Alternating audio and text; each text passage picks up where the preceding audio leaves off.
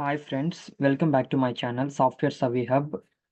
Guys, మనం ఈరోజు వచ్చేసిందంటే most important topic గురించి చెప్పుకోబోతున్నాం ఎస్క్యూఎల్లో.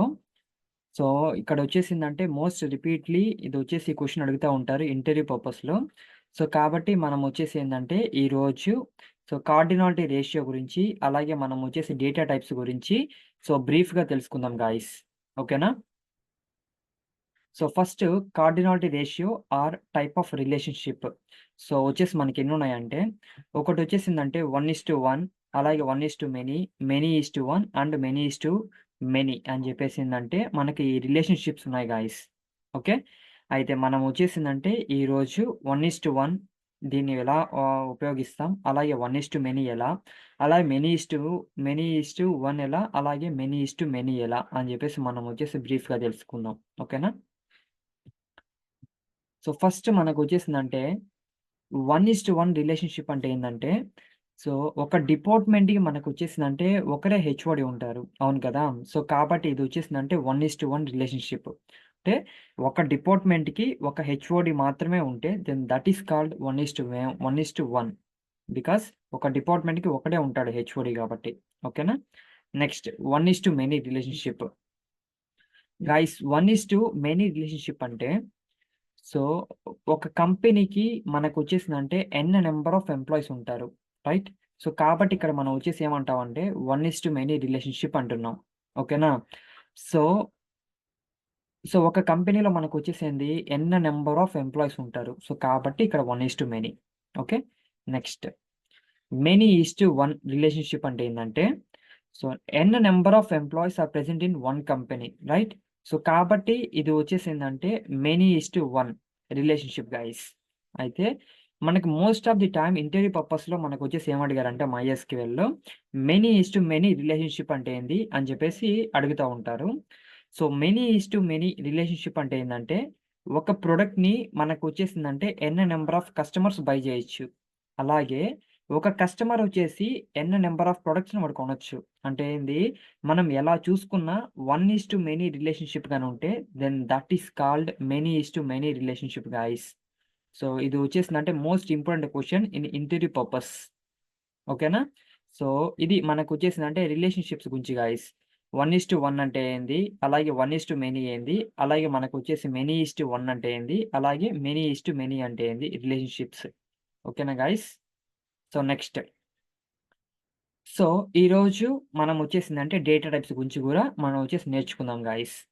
సో, ఇక్కడ మనకు డేటా టైప్స్ వచ్చేసి ఏమేమి ఉన్నాయంటే, ఒకటొచ్చేసి న్యూమరిక్ డేటా టైప్స్, ఇంకోటొచ్చేసి character type of data types, and binary type of data types, and date and time data types.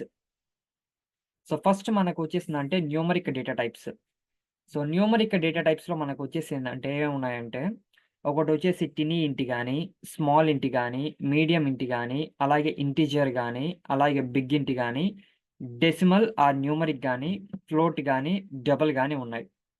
అయితే మనకిక్కడొచ్చేసేందంటే, టినీ ఇంట్ దాని యొక్క సైజ్ వచ్చేసిందంటే చాలా స్మాల్. ఎంతుంటుందంటే దాని యొక్క రేంజ్ -128 నుంచి 127 దాకా ఉంటుంది. ఓకేనా? సో, ఆర్ 0-255 అన్‌సైన్డ్‌లో మనకొచ్చేసి ఉంటుంది. అయితే నెక్స్ట్ వచ్చేసిందంటే స్మాల్ ఇంట్.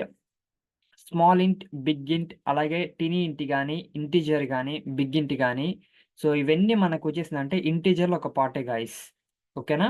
కాకపోతే ఒక్కొక్క దాని సైజు ఒక్కొక్కటి మనకొచ్చేసంటే స్పెసిఫిక్‌గా ఉంటుంది. సో మనం వచ్చేసిందంటే మోస్ట్ మైఎస్‌క్యూఎల్ ఏం వాడుతా ఉంటామంటే ఇంట్ గాని, ఇంటిజర్ గాని మనం వచ్చేసిందంటే వాడుతా ఉంటాం గాయ్స్. సో మనం వెళ్తా ఉంటే మనకొచ్చేసంటే బ్రీఫ్‌గా దాని గురించి తెలుస్తుంది. So next, decimal or numeric. Decimal or numeric దానికొచ్చేసేందంటే exact fixed point number with the user defined precision and the scale. So మనం వచ్చేసిందంటే యూజర్ ఇచ్చే దాన్ని బట్టి ఉంటుంది. ఏంది డెసిమల్ గాని, ఆ న్యూమరిక్ గాని. ఏందంటే ఇప్పుడు డెసిమల్ ఆ న్యూమరిక్ గురించి మనకు అర్థమైంది గదా! సో నెక్స్ట్ వచ్చేసిందంటే ఫ్లోట్. సో ఫ్లోట్ గాని, డబుల్ గాని గాయ్స్ మనకొచ్చేసి జావాలో ఎంతైతే దాని యొక్క బైట్స్ ఉంటాయో సో అంత మనం ఇక్కడ వచ్చేసిందంటే యూజ్ చేసుకోవచ్చు. ఓకేనా? So ఇప్పుడొచ్చేసిందంటే float. ఫ్లోట్ అంటే ఏందంటే approximate floating point number with single precision. So float వచ్చేసిందంటే సింగిల్ ప్రిసిషన్ అండ్ డబుల్ వచ్చేసిందంటే డబుల్ ప్రిసిషన్. సో, మనం వచ్చేసిందంటే ఒక టేబుల్‌ని గాని, ఒక డేటాబేస్‌ని మనం వచ్చేసి క్రియేట్ చేసేటప్పుడు మనకొచ్చేసిందంటే వీటి గురించి మనకు నీట్‌గా అర్థమవుతుంది గాయ్స్. సో, ఒక టేబుల్‌ని క్రియేట్ చేసేటప్పుడు మనకు కన్ఫర్మ్‌గా వచ్చేసిందంటే డేటా టైప్స్ మెన్షన్ చేయాలి కాబట్టి, సో, అలాంటప్పుడు మీకొచ్చేసిందంటే నేను క్లియర్‌గా మీకొచ్చేసి ఒక మంచి ఐడియా ఇస్తాను. ఓకేనా? So, next most important data types వచ్చేసిందంటే char and varchar. So, మనకి ఇంటర్వ్యూ పర్పస్‌లో గూడా మనకొచ్చేసిందంటే వీటి మధ్య డిఫరెన్స్ ఏంది అని జెప్పేసి అడగడానికి అవకాశం ఉంది. అలాంటప్పుడు మనం వచ్చేసిందంటే క్లియర్‌గా ఎక్స్‌ప్లెయిన్ చేయగలగాలి. ఓకేనా? సో, అయితే ఇప్పుడు క్యార్ అంటే ఏందంటే, సో, మనకొచ్చేసి ఫిక్స్‌డ్ సైజ్ క్యార్‌లో. సో, అది వచ్చేసిందంటే 0-255 వరకు ఉంటుంది. సో, కాకపోతే మనం వచ్చేసిందంటే వన్స్ మనం వచ్చేసి ఒక సైజ్ మెన్షన్ చేసామంటే దట్ షుడ్ బి ఫిక్స్‌డ్. దేంట్లో క్యార్ అయితే. అయితే వేర్ క్యార్ వచ్చేసిందంటే, మనకొచ్చే సైజ్ అనేది ఇక్కడ ఫిక్స్‌డ్‌గా ఉండదు. ఇక్కడొచ్చేసి సైజ్ అనేది ఇక్కడొచ్చేసిందంటే వేరియబుల్‌గా ఉంటుంది.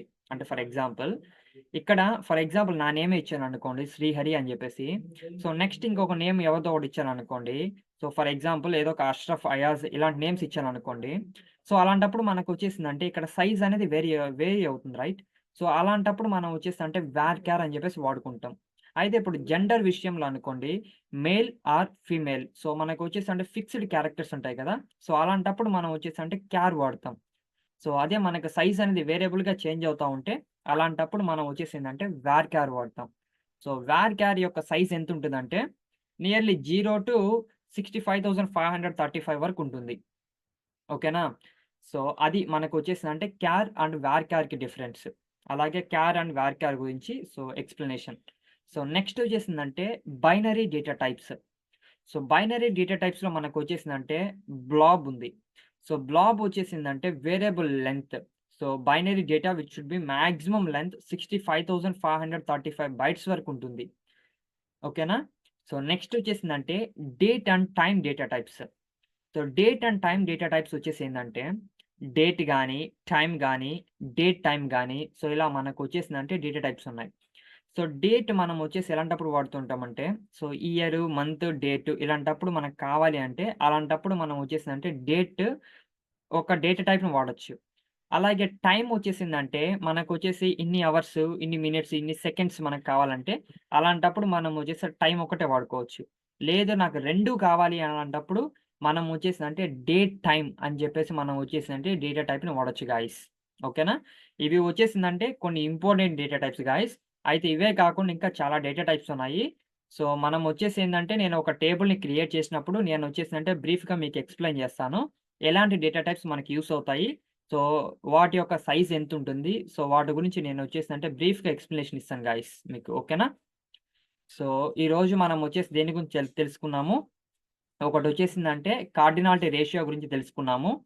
సో, 1:1 అంటే ఏంది? 1:మెనీ అంటే ఏంది? అలాగే నెక్స్ట్ మెనీ:1 అంటే ఏంది? అలాగే మెనీ:మెనీ అంటే ఏంది? తెలుసుకున్నాం గదా! సో, అలాగే మనం డేటా టైప్స్ గురించి మీకొచ్చేసి ఐడియా వచ్చిందని జెప్పేసి నేను అనుకుంటున్నాను. సో, మీకు గాని నా యొక్క వీడియోస్ గాని నచ్చినట్లయితే గాయ్స్ లైక్ చేయండి. అలాగే మీ ఫ్రెండ్స్‌కి షేర్ చేయండి. సబ్స్క్రైబ్ చేసుకోవడం మాత్రం మర్చిపోవద్దు guys. Thank you guys. Thank you for your support.